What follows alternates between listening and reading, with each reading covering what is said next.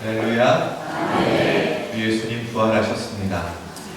부활의 권능과 생명의 역사가 오늘 예배드리는 모든 성도님들과 성도님들 가정마다 충만하기를 주님의 이름으로 축복합니다.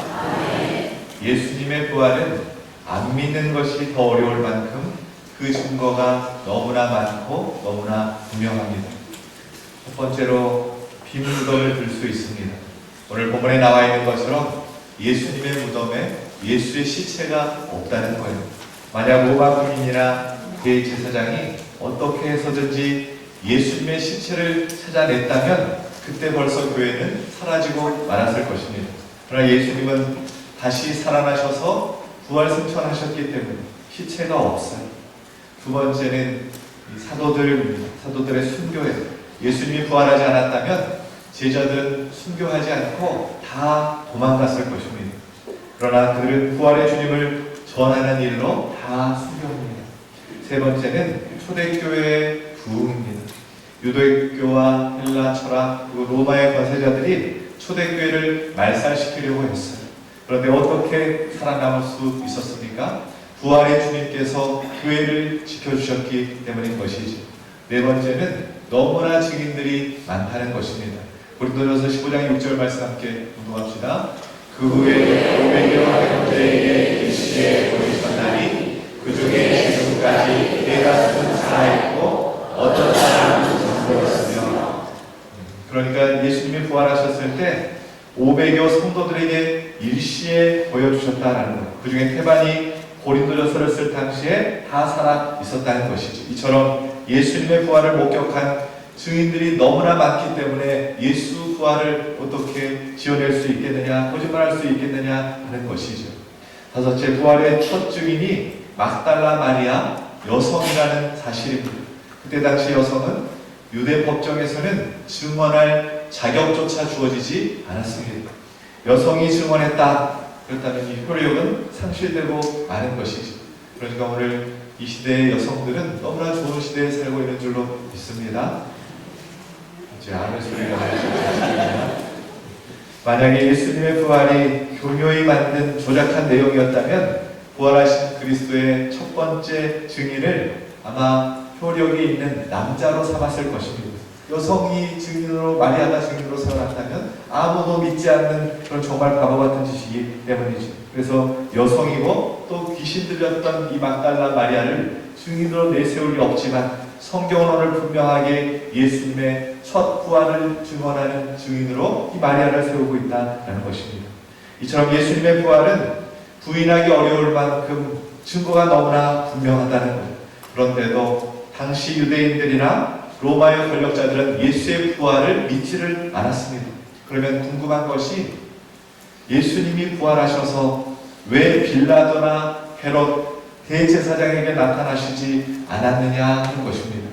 만약 부활하신 예수님이 빌라도에게 나타나서 너가 나를 죽였던 예수다 이렇게 말하고 그 말을 듣고 이 빌라도가 기겁을 하고 기절축풍했다더라, 또는 교회를 핍박하는 유대인들이나 로마 권력자들에게 주님이 나타나셔서 혼을 내주셨다 이런 내용이 기록에 남아있다면, 그랬다면 더 이상 예수 부활에 대한 논란도 사라지지 않았겠습니까? 그러나 만약 그랬다면 예수의 부활은 한편의 권선징악, 복수혈전, 복수구 만화 영화가 되고 말 것입니다. 그런데 여러분, 대제사장이나 헤롯이나 빌라도가 예수님을 죽인 것이 아닙니다. 예수님은 저와 여러분 모든 인류의 죄로 인하여 십자가에서 죽으신 것입니다. 그리고 예수님의 부활로 예수님이 그리스도시라는 사실을 확증하신 것이지, 또 부활로 인해서 죄와 마귀와 사망의 세력을 꺾으셨습니다. 결국 사랑이 미움, 사랑이 복수를 이겨낸 것이지. 그러니 빌라도나 헤롯 대제사장에게 복수할 일이 아니다라는 것입니다. 만약에 역사책에 예수님의 부활이 그렇게 기록되었어도 부활하신 예수님을 만나지 못한 사람이라면 믿지 않았을 것입니다. 예수님의 제자였던 도마조차 다른 제자들이 내가 부활하신 예수님을 만났다, 내가 예수님을 보았다 라고 이렇게 말을 해도 내가 눈으로 보고 손으로 만져보지 않고는 믿지 못하겠다 그렇게 말할 정도였다는 것이지. 여러분 생각해 보세요. 1980년 광주에서 5.18 민주항쟁이 일어났습니다. 이 일을 끊임없이 재해석하려고 하고 사실을 왜곡하고 부인하려고 하는 사람들이 있지 않습니까? 아직 50년도 채 되지 않은 사건, 고작 48년 전 이야기입니다. 그런데도 5.18을 실제로 직접 경험한 사람과 그것을 보지 않고 떠드는 사람 사이에 얼마나 격차가 있냐는 말입니다.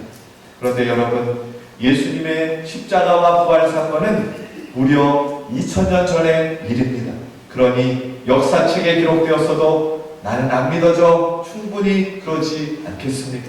그러면 어떻게 하면 세상 사람들이 예수 부활 소식을 믿을 수 있을까요? 그것은 그들이 직접 부활의 주님을 만나면 해결되는 것입니다. 예수님께서 재림해서 이 땅에 다시 오실 그때는 모든 사람들이 직접 예수님을 보고 예수님이 죽은 게 아니었구나, 예수님이 다시 부활하셨구나 다 알고 믿게 됩니다. 그러면 예수님께서 재림하시기 전엔 예수님의 부활에 대하여 온 세상 사람들이 어떻게 믿을 수 있을까요? 그것은 예수님을 믿는 성도들과 교회를 통해서 알게 되고 믿게 되는 것입니다. 왜냐하면 우리는 부활하신 예수님을 우리 안에 모시고 산 사람들이기 때문입니다. 여기에서 우리에게 부활의 신앙이 나오는 거예요. 여러분, 예수님이 부활하신 것을 믿으십니까? 네. 믿으십니까? 네. 그러나 예수님의 부활을 믿는다고 해서 우리가 예수님의 부활의 능력을 가지고 사는 것은 아닙니다. 예수님이 부활하셨다는 것을 믿지만 부활의 능력이 없이 무기력하게 살아가는 성도와 교회가 얼마나 많은지 모릅니다. 왜냐하면 부활하신 주님을 실제로 그들이 만나지 못했기 때문인 것이죠. 그래서 예수님의 부활의 핵심은 부활하신 예수님을 만나는 것이고 그 예수님이 오늘 나와 함께 하신다라는 것입니다. 우리가 세상 사람들에게 예수님의 부활을 아무리 설명을 해주어도 그들은 믿을 수 없다라고 말할 거예요. 그러나 우리가 부활하신 예수님과 동행하는 삶을 살면서 그래서 어떤 죄도 어떤 악한 것 어떤 고난도 이겨나갈 죽음도 두려워하지 않는 소망을 가지고 살아나갈 때 말할 수 없는 충만한 기쁨을 가지고 살아나갈 때 비로소 그들이 예수님이 살아계신다, 예수님이 부활하셨다라는 사실을 우리를 통해 보게 되고 믿게 된다라는 것입니다. 초대교회 성도들이 이런 부활의 신앙으로 살았기 때문에 많은 사람들이 부활하신 주님을 보지는 못했지만 예수 부활 소식을 듣고 그들이 전한 예수님을 만나게 되고 믿게 되었다라는 것이죠. 그런데 오늘 놀라운 것은 이 예수 부활 소식을 첫 소식을 전하는 자로 하나님은 막달라 마리아라는 여인을 선택했다는 것입니다. 그 이유가 어디에 있는가 하는 거예요. 요한복음 19장에서 예수님은 십자가에서 돌아가셨습니다. 아리마대 사람 요셉과 니고데모가 예수님을 장사한 것은 안식일 바로 전날이었고 그 시간이 오후 늦은 때였습니다. 다음 날이 안식일이었기 때문에 이 두 사람은 서둘러서 예수님의 시신에 향품을 바르고 세마포로 싸서 무덤에 장사를 했습니다. 이때 몇 명의 여인들이 아리마대 요셉과 니고데모가 예수님을 장사하는 모습을 옆에서 다 지켜보고 있었어요. 누가복음 23장 55절 56절에 갈릴리에서 예수와 함께 온 여자들이 길을 따라 그 무덤과 그의 시체를 어떻게 두었는지 보고 돌아가 향품과 향유를 준비하더라 라고 말씀하고 있습니다. 이 여인들은 시간이 급해서 예수님의 장사가 미흡했다라고 생각했던 모양입니다. 그래서 집에 돌아가서 향품을 준비해 두었다가 안식일이 지나자마자 이 새벽녘에 무덤으로 달려간 것이죠. 누가복음 24장 1절에 그 모습을 기록하고 있는데 안식 후 첫날 새벽에 이 여자들이 그 준비한 향품을 가지고 무덤에 가서라고 기록되어 있습니다. 그런데 마가는 이날 새벽에 무덤으로 갔던 여인들을 좀 더 자세하게 기록하고 있습니다. 마가복음 16장 1절 2절 말씀 함께 봉독합시다. 안식일이 지날에 막달라 마리아와 야고보의 어머니 마리아와 또 살로메가 가서 예수께 바르기 위하여 향품을 사다 두었다가 안식 후 첫날 매우 일찍이 해돋을 때에 그 무덤으로 가며. 그런데 오늘 본문에서 마리아 한 사람만 언급하고 있다는 거예요. 왜 사도 요한은 이 여인들 중에서 막달라 마리아에 대해서 특별히 강조해서 기록하고 있는 것일까요? 우리에게 무엇을 가르쳐주고 싶은 것일까요? 이 막달라 마리아가 부활하신 예수님을 가장 먼저 만나는 축복을 받았다는 것입니다. 그러면 여러분, 이 막달라 마리아는 어떤 사람이었습니까? 누가가 막달라 마리아가 어떤 사람이었는지를 우리에게 가르쳐주고 있습니다. 누가복음 8장 2절 3절 말씀 함께 공부합니다. 또한 악귀를 쫓아내신 이와 병고침을 받은 어떤 여자들 곧 7 귀신이 나간 자 막달라에 있나하는 마리아와 헤롯의 친직이 조사의 아들 요한나와 수산나와 다른 여러 여자가 함께하여 자기들의 손으로 그들을 숨기더라. 아멘. 막달라 마리아는 7 귀신 들렸다가 예수님께서 구원해 주셨던, 예수님께서 치료해 주셨던 여인이었다는 것이지. 예수님께서 자신을 고쳐주시자 마리아는 자신의 소유를 팔아서, 자신의 소유를 들여서 예수님과 제자들을 섬겼다는 것입니다. 그렇게 마리아는 병에서 고침받은 이후에 정성껏 주님을 섬겼고 주님을 따랐습니다. 심지어는 예수님께서 십자가에 못 박히실 때에도 제자들은 다 도망쳐버렸는데 마리아는 예수님께서 십자가에 못 박히신 그 자리에 함께하고 있었다는 거예요. 요한복음 19장 25절 말씀 함께 공부합시다. 예수의 십자가 곁에는 그 어머니와 이모와 글로바의 아내 마리아와 막달라 마리아가 있었는지라. 아멘. 막달라 마리아는 마지막까지 주님의 곁을 지켰다는 것이지.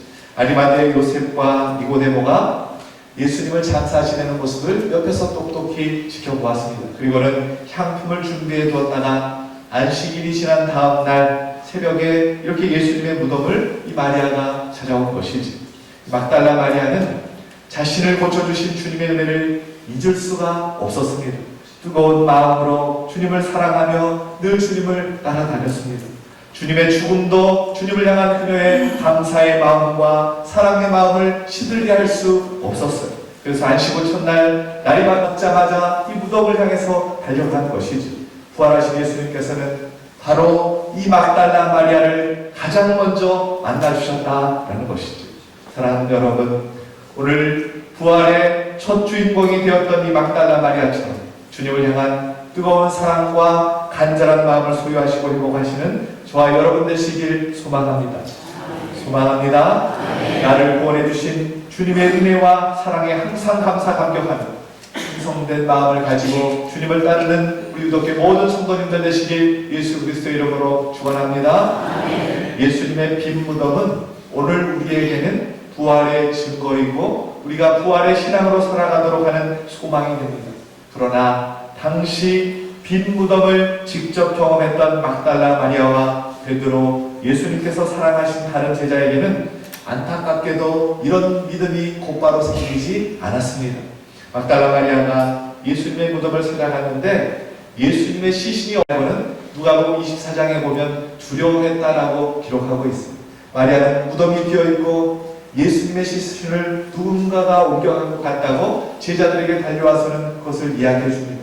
그러자 제자들은 그 사실을 믿지 못하고 직접 즉시 무덤으로 달려갑니다.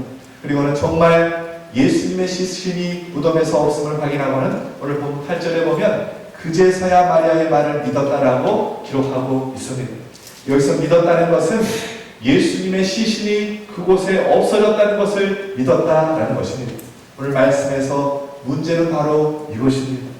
이들이 믿었던 것은 예수님이 그곳에 더 이상 계시지 않는다라는 것을 믿은 것이지 예수님이 부활하셨다는 것을 믿지는 못했다라는 거예요.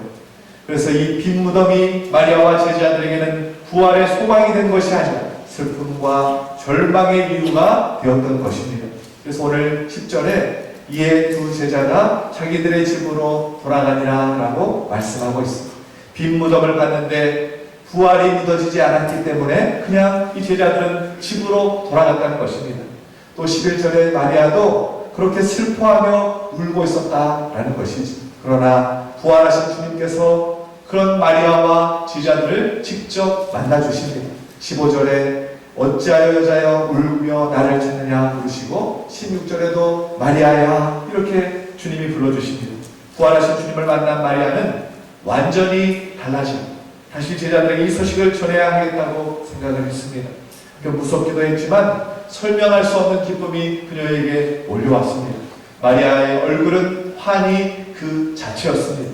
제자들에게 가는데 자기도 모르게 뛰기 시작했어요. 팔이 아픈 줄도 몰랐습니다. 읽진 않았지만 20절 말씀에서도 제자들이 부활하신 주님을 보고 기뻐했다라고 말씀은 증언하고 있어요. 부활하신 주님을 만나고 나니까 그들의 절망이 소망으로 바뀌고 슬픔이 기쁨으로 변화되는 역사가 일어났다라는 것입니다. 여러분, 이것이 부활절의 역사인 거예요. 오늘 예수 그리스도의 부활의 소식이 저와 여러분에게도 기쁨과 소망의 소식이 되기를 주님의 이름으로 축원합니다. 오늘 특별히 우리가 주목해야 할 말씀이 9절 말씀입니다. 우리 9절 말씀 함께 공독합시다. 그들은 성경에 그가 죽은 자 가운데서 다시 살아나야 하리라 하신 말씀을 아직 알지 못하더라. 아멘. 여기서 죽은 자 가운데서 다시 살아날 것이다 이렇게 말하지 않고 영어 성경을 봐도 헤드 투 반드시 살아나야 하리라 이렇게 말하고 있어요. 반드시 살아나야 한다 이렇게 말하고 있는 이유가 어디에 있을까요? 다시 살아날 것이다 라가 아니라 반드시 살아나야 하리라 이렇게 말씀하신 이유는 주님이 왜 부활하셔야만 했는지 우리가 분명히 알고 고백해야 하기 때문입니다. 다시 말하면 예수님의 부활이 실제로 일어난 역사적인 사건이고 이 빈 무덤이 부활의 증거임을 고백하는 것도 중요하지만 예수님이 왜 부활하셨는지 그 이유를 우리가 아는 것이 참으로 중요하다라는 것을 가르쳐주고 있습니다. 단순히 죽은 자가 살아나는 것은 예수님 한 분만 행했던 것이 아니었습니다. 예수님은 죽은 자를 살리시는 이적도 나타내셨습니다. 그래서 죽은 자가 살아나는 것이 놀라운 이적이긴 하지만 우리에게 야 놀랍다, 대단하다, 우리의 관심을 끌고 감동을 줄 수 있을지언정 우리에게 아무런 상관이 없으면 그것은 우리에게 소망을 줄 수는 없다라는 것입니다. 그렇다면 여러분, 예수님이 왜 반드시 부활하셔야만 했던 것일까요? 고린도전서 15장 19절 20절 말씀 함께 공독합시다. 만일 그리스도 안에서 우리가 바라는 것이 다만 이 세상의 삶뿐이면 모든 사람 가운데 우리가 더욱 불쌍한 자이니라. 그러나 이제 그리스도께서 죽은 자 가운데서 다시 살아나사 잠자는 자들의 첫 열매가 되셨구나. 아멘. 예수님께서 부활하셔서 첫 열매가 되어주심으로 예수를 믿고 구주로 고백하며 따르는 모든 성도들에게 부활의 문이 열리게 되었다라는 것입니다. 구약 성경에 보면 가을철 밭에 곡식이 익을 때 가장 먼저 하나님 앞에 바치는 이 첫 이삭, 첫 열매는 다른 열매들도 곧 결실하게 될 것이라는 보증이다 이렇게 의미를 하고 있습니다. 마찬가지로 예수님의 부활은 예수님의 부활을 믿는 성도들의 부활에 대한 보증이고 약속의 표징이 되는 사건임을 주님이 보여주고 계시는 것이지. 죽은 자가 살아났다 이 정도가 아니라 예수 그리스도께서 십자가에 못 박이시고 부활하시고 승천하는 것이 그것을 믿음으로 고백하는 우리들에게는 소망이 되고 삶의 이유가 되고 삶의 목적이 된다는 것을 오늘 우리에게 가르쳐주고 있는 것입니다. 여러분, 우리가 죽으면 끝나는 인생이라면 아무런 소망 없이 미래가 없이 살게 되는 것이죠. 바울이 말했던 것처럼 너무나 불쌍한 인생을 우리가 살게 되는 것이죠. 그러나 우리에게는 영원한 천국 소망이 있기 때문에 이 소망을 붙잡고 또 부활의 신앙을 붙잡고 살아갈 때 우리의 삶이 달라지게 되는 것이고 우리의 삶에 힘이 되고 능력이 되는 줄로 믿습니다. 단순히 주님이 부활하신 능력만이 중요한 것이 아니라 그것을 뛰어넘어서 왜 주님이 부활하셔야만 했는지 그 부활을 믿는 우리가 어떻게 살아가야 하는지를 오늘 주님이 우리에게 가르쳐주고 있는 것이죠. 사랑하는 여러분, 우리의 육신이 썩어 없어질 인생으로 끝나는 것이 아니라 주님께서 죽음을 이기시고 부활하신 것처럼 이 땅에 썩어 없어질 것들만 구하며 살아가는 것이 아니라 주님, 나도 영원한 것을 소망하며 살겠습니다. 부활을 소망하며 살겠습니다. 라는 이 고백이 저와 여러분 가운데 넘쳐나길 주님의 이름으로 축원합니다. 부활하신 주님은 부활의 소망을 가지고 우리가 살기를 원하신다는 거예요. 그러므로 더 이상 예수님이 부활하셨음을 믿는 것에 머물러서는 안 되고 부활하신 주님과 함께 동행하며 살아가야 된다라는 것입니다. 그래서 사도 바울도 우리에게 명령하고 있습니다. 에베소서 5장 14절 말씀 함께 공독합시다. 그러므로 내시기를 잠자는 자여 깨어서 죽은 자들 가운데서 일어나라. 그리스도께서 너에게 주시리라 하셨느니라. 아멘. 여기서 죽은 자는 육신은 살아있지만 영혼은 죽은 세상 사람들을 말하는 것입니다. 또 잠자는 자란 영생을 얻었으나 무기력한 삶을 살고 있는 그리스도인들을 말하는 거예요. 그러니까 바울은 지금 예수의 부활을 믿지만 세상 사람들과 똑같이 무기력한 삶을 살아가고 있는 사람들 향해서 영적으로는 시체들 속에 자고 있는 형편이다 라고 그렇게 표현하고 있습니다. 여러분, 시체 속에 잠자고 있다면 얼마나 끔찍한 모습입니까? 그러니 부활의 주님께서 나와 함께 하심을 믿고 잠자는 자의 삶에서 일어나라, 이렇게 우리에게 명령하고 있는 것입니다. 오늘 또 세상 사람들은 예수님의 부활을 어떻게 믿을 수 있냐고 우리에게 묻습니다. 여러분, 우리가 무엇이라고 그들에게 대답을 해 주어야 하겠습니까? 아무리 증거를 나열해도 믿지 않을 것입니다. 우리가 해야 될 대답이 있다면 부활의 주님이 지금 나와 함께 있습니다, 그것뿐인 것이지, 세상 사람들과 똑같이 살아가는 것이 아니라 부활의 주님이 나와 함께 하신 것처럼 그 주님과 동행하며 그 주님을 보여주는 증인들이 다 되어야 된다라는 것입니다. 말씀을 준비하면서 예수님의 십자가의 고난은 사순절하면서 이렇게 길게 이 고난을 묵상하며 보냈는데 부활절은 하루 만에 지나가 버리는 것이 아닌가, 이런 생각이 들었습니다. 여러분, 부활절은 오늘 하루면 지나가는 것입니다. 그러나 성령께서 제 생각을 바꾸어 주셨어요. 부활절을 단순히 예수님께서 부활하신 날을 기념하는 날로 여기니까 이 하루만 생각했지만 부활하신 예수님을 믿는 사람에게는 매일의 삶이 부활절이라는 것입니다. 왜냐하면 예수님과 동행하는 삶, 부활하신 예수님과 동행하는 삶이 부활절의 진정한 의미이기 때문입니다. 레나 마리아라는 여인이 있어요. 태어날 때 두 팔이 없이 왼쪽 발은 30cm밖에 자라지 않았고 오른쪽 발만 정상인 여인으로 태어났어요. 그런 장애인으로 태어났어요. 그러나 그녀는 하나님께서 천상의 목소리를 주셔서 세상 여러 도시를 다니면서 복음을 전파하는 가스펠 싱어가 되었습니다. 어린 시절 한 번은 학교를 갔다 왔는데 레나의 얼굴이 너무나 시무룩하게 있어서 엄마가 레나에게 물었어. 레나야, 표정이 좋지 않구나. 제가 엄마, 난 왜 친구가 없어요? 이렇게 말하는 거예요. 그래서 엄마가 레나를 무릎에 앉히고 꼭 안아주면서 이렇게 대답을 했답니다. 친구가 없기는 늘 레나를 지켜주는 친구가 있는데 어디에 있어요? 누구예요? 깜짝 놀라서 돌아보는 레나에게 이 엄마가 이렇게 말해줬어요. 예수님이지, 늘 레나와 함께 계시고 레나를 지켜주신단다. 또 어느 날은 음악 선생님이 음악을 가르치시다가 레나에게 이렇게 말했습니다. 노래는 목이 아니라 마음으로 부르는 거예요. 그렇지 않은 노래는 생명이 없단다. 선생님이 나가신 후에 레나의 얼굴을 무릎에 파묻고 울기 시작했어요. 왜냐하면 너무나 외롭기 때문에, 그 마음이 외로움으로 넘쳐났기 때문에, 그러면 내 노래가 생명이 없네, 미치도록 마음이 아팠습니다. 외로워하는 마음으로 아름다운 노래를 부를 수 없다면 어떻게 해야 되나 하염없이 눈물이 막 흘러내리고 있었어요. 그때 마침 전화벨이 울리는 것입니다. 겨우 눈물을 닦고 수화기를 들었더니 여보세요 하면서 따뜻한 목소리가 들려왔어요. 레나지요, 저는 당신을 위해 기도하는 사람이에요. 주님이 저에게 당신에게 전화하라는 마음을 주셨어요. 힘들고 외로울 때 당신을 위해서 기도하는 사람이 많다는 것을 꼭 기억해 주세요 라고 이렇게 말하고 전화기를 끊는 것입니다.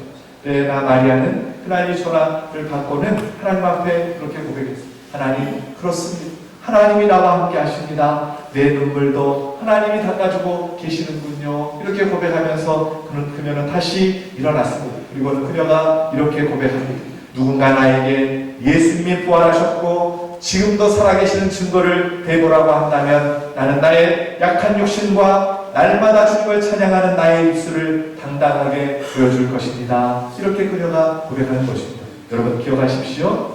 예수님의 부활을 증거하는 가장 확실한 증거는 2000년 전에 예수님의 빈무덤이 아니라 지금도 살아계셔서 내 안에 계시고 나와 함께 역사하시는 예수님이라는 것입니다.